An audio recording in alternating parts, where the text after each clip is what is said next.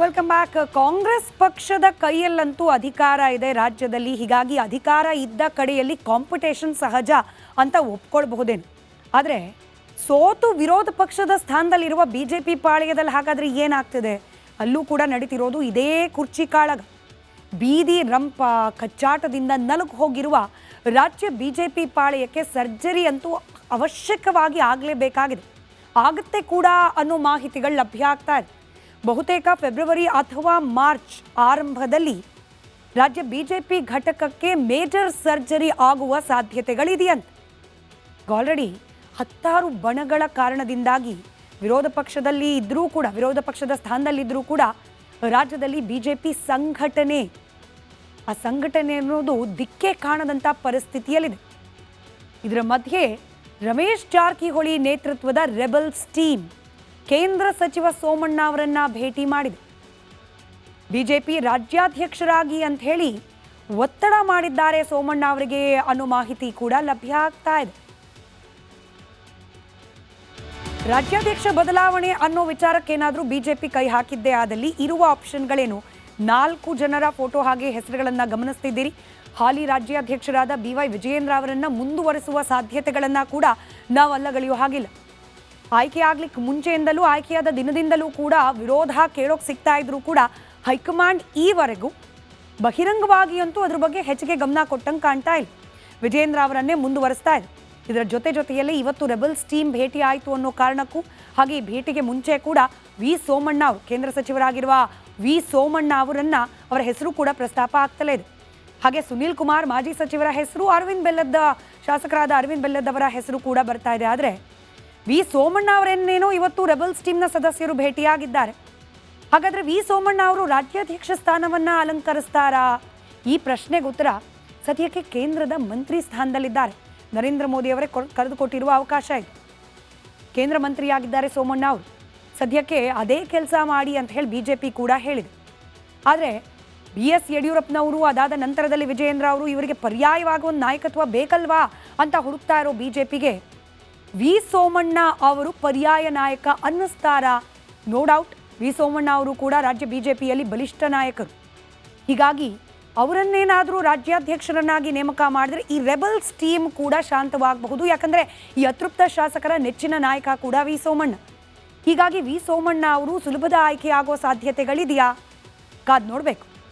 In case Somanna ಅವರು ಕೇಂದ್ರದಲ್ಲೇ ಇರಲಿ ಅನ್ನೋ ನಿರ್ಣಯಕ್ಕೆ ಬಿಜೆಪಿ ಪಾಳೆಯ ಬಂತು ಅಂತಾದರೆ ಮುಂದಿನ ಹೆಸರು ನಾನು ಆಗಲೇ ಹೇಳ್ತಾ ಇದ್ದ ಹಾಗೆ ಸುನೀಲ್ ಕುಮಾರ್. ಹಿಂದುಳಿದ ವರ್ಗ ಕೋಟ, ಅದರ ಜೊತೆಯಲ್ಲೇ ಯುವಕರನ್ನ ಒಗ್ಗೂಡಿಸುವ ಸಂಘಟನೆಯನ್ನ ಮಾಡುವಂತಹ ಒಂದು ಸಾಮರ್ಥ್ಯ ಸುನೀಲ್ ಕುಮಾರ್ ಅವರಿಗಿದೆ ಅನ್ನೋದು.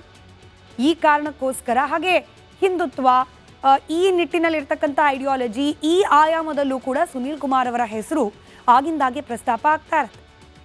ಇನ್ನು ಇಬ್ಬರು ಅರವಿಂದರ್, ಒಂದು ಕಡೆ ಅರವಿಂದ್ ಬೆಲ್ಲದ್, ಇನ್ನೊಂದು ಕಡೆ ಲಿಂಬಾವಳಿ, ಈ ಇಬ್ಬರ ಹೆಸರು ಕೂಡ ಪ್ರಸ್ತಾಪ ಆಗ್ತಾ ಇದೆ. ಪಂಚಮಸಾಲಿ ಕೋಟಾದಲ್ಲಿ ಅರವಿಂದ್ ಬೆಲ್ಲದ್ ಅವರ ಹೆಸರು ಇದ್ರೆ, ದಲಿತ ಕೋಟಾದಲ್ಲಿ ಅರವಿಂದ್ ಲಿಂಬಾವಳಿ ಅವರ ಹೆಸರು ಮುಂಚೂಣಿಯಲ್ಲಿದೆ. ಅರವಿಂದ್ ಲಿಂಬಾವಳಿ ಅವರು ನಿಮಗೆ ಗೊತ್ತಿರೋ ಹಾಗೆ ಆಗಾಗ ರೆಬಲ್ಸ್ ಟೀಮ್ನ ನಡುವೆ ಕಾಣಿಸ್ಕೊಳ್ತಾ ಇರ್ತಾರೆ. ಹೀಗಾಗಿ ಆ ಒಂದು ರೆಬಲ್ಸ್ ಟೀಮನ್ನು ಕೂಡ ಶಾಂತಗೊಳಿಸದ ಆಯ್ಕೆ ಇದಾಗಬಹುದು, ಶಾಂತಗೊಳಿಸಬಲ್ಲಂತಹ ಆಯ್ಕೆ ಇದಾಗಬಹುದು ಅಂತ ಹೇಳಿ ಏನಾದರೂ ಹೈಕಮಾಂಡ್ ಯೋಚನೆ ಬೇಡಪ್ಪ, ಯಡಿಯೂರಪ್ಪನವರ ಪುತ್ರ ಅನ್ನೋ ಕಾರಣಕ್ಕೆ, ಪ್ರಬಲ ಲಿಂಗಾಯತ ಸಮುದಾಯದ ಒಂದು ಸಪೋರ್ಟ್ ಸಿಗುತ್ತೆ ಅನ್ನೋ ಕಾರಣಕ್ಕೆ ವಿಜಯೇಂದ್ರ ಅವರೇ ಮುಂದುವರೆದು ಬಿಡಲಿ ಅಂತ ಹೇಳಿ ಏನಾದರೂ ಹೈಕಮಾಂಡ್ ತೀರ್ಮಾನಕ್ಕೆ ಬರುತ್ತಾ?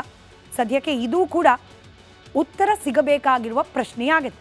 ಕರ್ನಾಟಕ ಪ್ರೈಮ್ ಟೈಮ್ನಲ್ಲಿ ಈಗ ಮತ್ತೊಂದು ಬ್ರೇಕ್ ಆದ ನಂತರ ವೆಲ್ಕಮ್ ಬ್ಯಾಕ್. ಕಾಂಗ್ರೆಸ್ ಪಕ್ಷದ ಕೈಯಲ್ಲಂತೂ ಅಧಿಕಾರ ಇದೆ ರಾಜ್ಯದಲ್ಲಿ. ಹೀಗಾಗಿ ಅಧಿಕಾರ ಇದ್ದ ಕಡೆಯಲ್ಲಿ ಕಾಂಪಿಟೇಷನ್ ಸಹಜ ಅಂತ ಒಪ್ಕೊಳ್ಬಹುದೇನು. ಆದರೆ ಸೋತು ವಿರೋಧ ಪಕ್ಷದ ಸ್ಥಾನದಲ್ಲಿರುವ ಬಿಜೆಪಿ ಪಾಳ್ಯದಲ್ಲಿ ಹಾಗಾದ್ರೆ ಏನಾಗ್ತಿದೆ? ಅಲ್ಲೂ ಕೂಡ ನಡೀತಿರೋದು ಇದೇ ಕುರ್ಚಿ ಕಾಳಗ.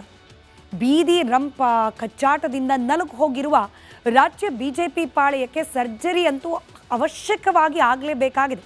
ಆಗುತ್ತೆ ಕೂಡ ಅನ್ನೋ ಮಾಹಿತಿಗಳು ಲಭ್ಯ ಆಗ್ತಾ ಇದೆ. ಬಹುತೇಕ ಫೆಬ್ರವರಿ ಅಥವಾ ಮಾರ್ಚ್ ಆರಂಭದಲ್ಲಿ ರಾಜ್ಯ ಬಿಜೆಪಿ ಘಟಕಕ್ಕೆ ಮೇಜರ್ ಸರ್ಜರಿ ಆಗುವ ಸಾಧ್ಯತೆಗಳಿದೆಯಂತೆ. ಆಲ್ರೆಡಿ 10 ಬಣಗಳ ಕಾರಣದಿಂದಾಗಿ ವಿರೋಧ ಪಕ್ಷದಲ್ಲಿ ಇದ್ರೂ ಕೂಡ, ವಿರೋಧ ಪಕ್ಷದ ಸ್ಥಾನದಲ್ಲಿದ್ದರೂ ಕೂಡ ರಾಜ್ಯದಲ್ಲಿ ಬಿಜೆಪಿ ಸಂಘಟನೆ ಅನ್ನೋದು ದಿಕ್ಕೇ ಕಾಣದಂಥ ಪರಿಸ್ಥಿತಿಯಲ್ಲಿದೆ. ಇದರ ಮಧ್ಯೆ ರಮೇಶ್ ಜಾರಕಿಹೊಳಿ ನೇತೃತ್ವದ ರೆಬಲ್ಸ್ ಟೀಮ್ ಕೇಂದ್ರ ಸಚಿವ ಸೋಮಣ್ಣ ಅವರನ್ನ ಭೇಟಿ ಮಾಡಿದೆ. ಬಿಜೆಪಿ ರಾಜ್ಯಾಧ್ಯಕ್ಷರಾಗಿ ಅಂತ ಹೇಳಿ ಒತ್ತಡ ಮಾಡಿದ್ದಾರೆ ಸೋಮಣ್ಣ ಅವರಿಗೆ ಅನ್ನೋ ಮಾಹಿತಿ ಕೂಡ ಲಭ್ಯ ಆಗ್ತಾ ಇದೆ. ರಾಜ್ಯಾಧ್ಯಕ್ಷ ಬದಲಾವಣೆ ಅನ್ನೋ ವಿಚಾರಕ್ಕೇನಾದ್ರೂ ಬಿಜೆಪಿ ಕೈ ಹಾಕಿದ್ದೇ ಆದಲ್ಲಿ ಇರುವ ಆಪ್ಷನ್ಗಳೇನು? 4 ಜನರ ಫೋಟೋ ಹಾಗೆ ಹೆಸರುಗಳನ್ನ ಗಮನಿಸ್ತಿದ್ದೀರಿ. ಹಾಲಿ ರಾಜ್ಯಾಧ್ಯಕ್ಷರಾದ BY ವಿಜಯೇಂದ್ರ ಅವರನ್ನ ಮುಂದುವರಿಸುವ ಸಾಧ್ಯತೆಗಳನ್ನ ಕೂಡ ನಾವು ಅಲ್ಲಗಳೆಯೋ ಹಾಗಿಲ್ಲ. ಆಯ್ಕೆ ಆಗ್ಲಿಕ್ಕೆ ಮುಂಚೆಯಿಂದಲೂ ಆಯ್ಕೆಯಾದ ದಿನದಿಂದಲೂ ಕೂಡ ವಿರೋಧ ಕೇಳೋಕೆ ಸಿಗ್ತಾ ಇದ್ರು ಕೂಡ ಹೈಕಮಾಂಡ್ ಈವರೆಗೂ ಬಹಿರಂಗವಾಗಿ ಅಂತೂ ಅದ್ರ ಬಗ್ಗೆ ಹೆಚ್ಚಿಗೆ ಗಮನ ಕೊಟ್ಟಂಗೆ ಕಾಣ್ತಾ ಇಲ್ಲ. ವಿಜಯೇಂದ್ರ ಅವರನ್ನೇ ಮುಂದುವರಿಸ್ತಾ ಇದೆ. ಇದರ ಜೊತೆಯಲ್ಲಿ ಇವತ್ತು ರೆಬಲ್ಸ್ ಟೀಮ್ ಭೇಟಿ ಆಯಿತು ಅನ್ನೋ ಕಾರಣಕ್ಕೂ ಹಾಗೆ ಈ ಭೇಟಿಗೆ ಮುಂಚೆ ಕೂಡ ಸೋಮಣ್ಣ ಅವರು ಕೇಂದ್ರ ಸಚಿವರಾಗಿರುವ ಸೋಮಣ್ಣ ಅವರ ಹೆಸರು ಕೂಡ ಪ್ರಸ್ತಾಪ ಆಗ್ತಲೇ ಇದೆ.